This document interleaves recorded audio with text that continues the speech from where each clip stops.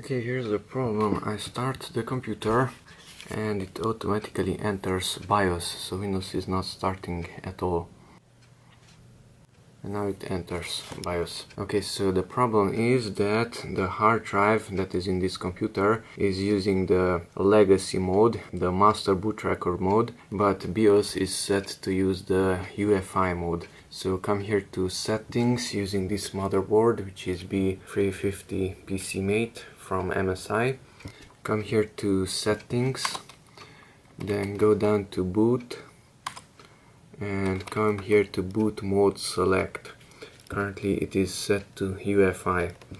Enter that one and modify it from UEFI to legacy plus UEFI.